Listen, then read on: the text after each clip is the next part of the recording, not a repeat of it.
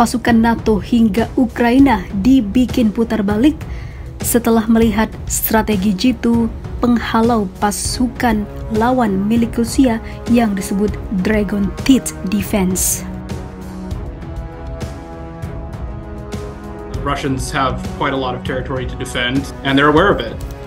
What the Ukrainians will seek to do in their offensive is to pierce the Russian line, and so the length and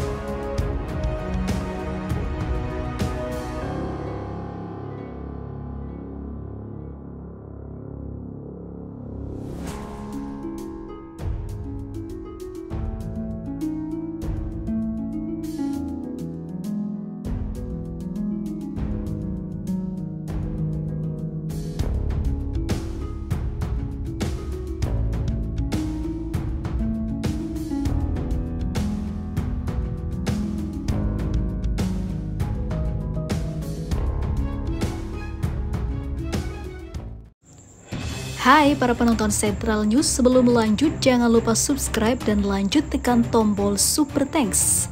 Tombol Super Thanks ada di atas tombol subscribe. Jika Anda ingin mensupport channel kami menyajikan berita yang paling Anda tunggu-tunggu. Terima kasih.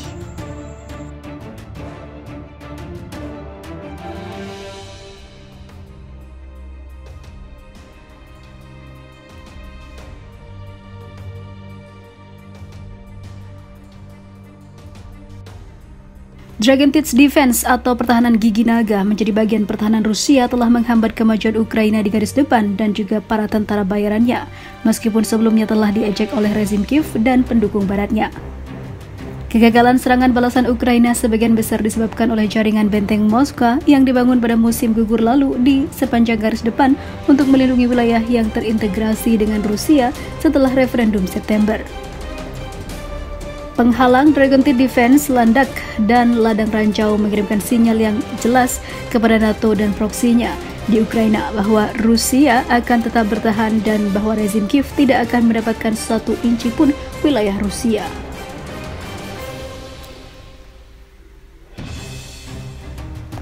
Dragon Teeth Defense juga disebut sebagai gigi setan.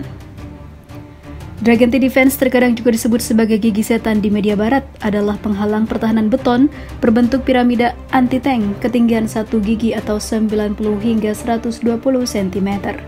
Sangat efektif melawan tank. Dragon Teeth Defense telah berulang kali terbukti sangat efektif melawan tank, namun perlu diingat bahwa pertama, rintangan pertahanan ini digunakan sebagai bagian dari struktur canggih yang lebih besar. Kedua, mereka harus dipasang dengan cara yang benar dan di tempat yang tepat.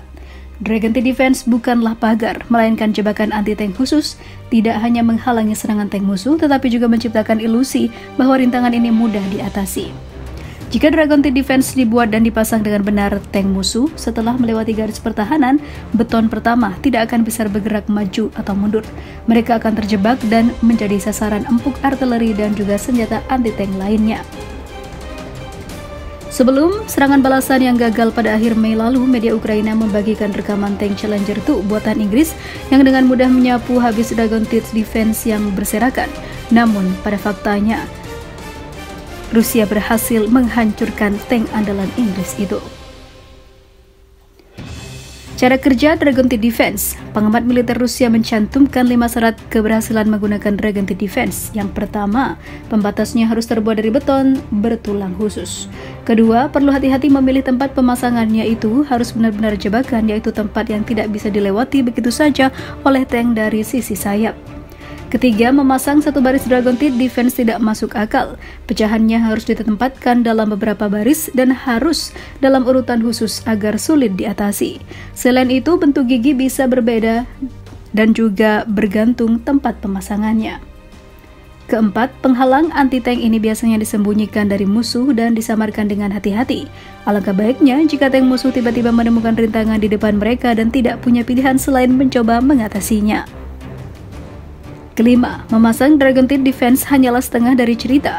Celah di antara rintangan harus ditambang. Koordinat route ataupun koordinat instalasi yang tepat harus ditransfer ke unit anti-tank terlebih dahulu, sehingga mereka dapat segera melancarkan serangan ke tank musuh begitu mereka melambat saat mencoba mengatasi pertahanan.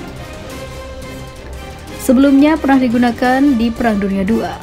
Benteng Dragontit Defense banyak digunakan selama Perang Dunia II untuk menghambat mobilitas tank tempur utama dan infanteri mekanis. Juga utama ataupun tugas dari struktur pertahanan ini adalah memperlambat kemajuan kendaraan lapis baja musuh, menyalurkannya ke zona pembunuhan, dan kemudian menghancurkannya dengan senjata anti-tank. Dragontit Defense digunakan oleh beberapa tentara Eropa. Jerman secara ekstensif memperkerjakan mereka di garis Siegfried, garis pertahanan yang dibangun pada tahun 1930-an. Sistem pertahanan Jerman membentang lebih dari 300 ataupun 630 km dengan lebih dari 18.000 bunker, terowongan, dan juga perangkap tank. Prancis juga menggunakan Dragontit ini dalam jumlah besar dan juga pembangunan jalur Maginot yang terletak di seberang jalur Siegfried Jerman.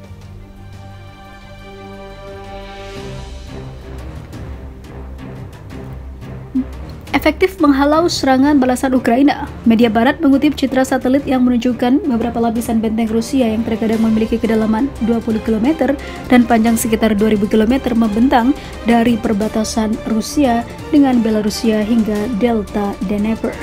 Lembaga think tank barat menyebut benteng ini sebagai karya pertahanan paling efektif di Eropa sejak Perang Dunia II. Pertahanan Rusia terdiri dari jaringan parit dan juga ranjau, kawat berduri, brigade anti-tank logam yang dikenal sebagai landak, Dragontit Defense yang sekarang terkenal, dan posisi artileri. Menurut pengamat barat, wilayah yang paling dibentengi adalah wilayah Zaporozhye, diikuti oleh Republik Kherson, Donetsk, dan juga Lugansk. Crimea juga telah dibentengi. Sistem pertahanan Zaporozhye terdiri dari sekitar 3 subsistem. Sistem pertahanan Kherson juga melindungi pendekatan ke Crimea.